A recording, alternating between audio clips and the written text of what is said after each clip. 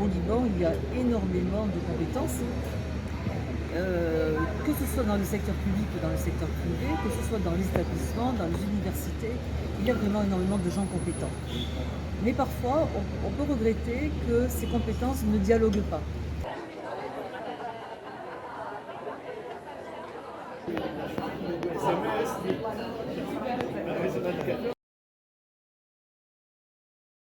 Ce nouveau projet FSPI contribue à répondre en partie à ces difficultés à travers le soutien qu'il apporte au réseau des établissements labellisés LFE.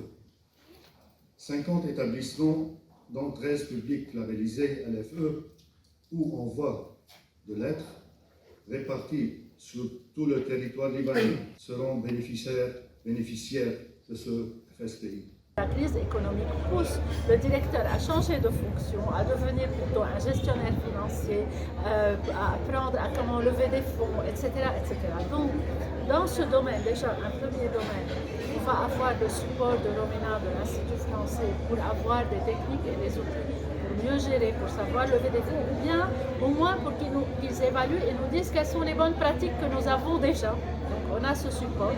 D'autre part, il y aura le support de l'Institut français pour nous aider à évaluer la qualité de l'enseignement et de l'éducation dans les écoles, aussi valoriser les bonnes pratiques, former les enseignants et maintenir les standards de qualité qui sont l'image de marque du secteur éducatif libanais. Par le projet FSPI qui a été démarré aujourd'hui, on va avoir plus de soutien pour l'amélioration de la qualité de l'éducation. On a un point qui n'est pas un point fort dans notre établissement, c'est le point de vue du CDI qu'on va travailler avec l'Institut français à l'améliorer. La crise, par nécessité, nous a obligés à considérer les questions d'efficience économique et également d'efficacité énergétique, puisque c'est lié. Il faut aujourd'hui trouver des alternatives pour pouvoir permettre pouvoir alléger en fait la charge dollarisée qui pèse sur les établissements. Ça représente plus de 40 000 élèves en fait qui seront concernés in fine par les bénéfices que nous attendons.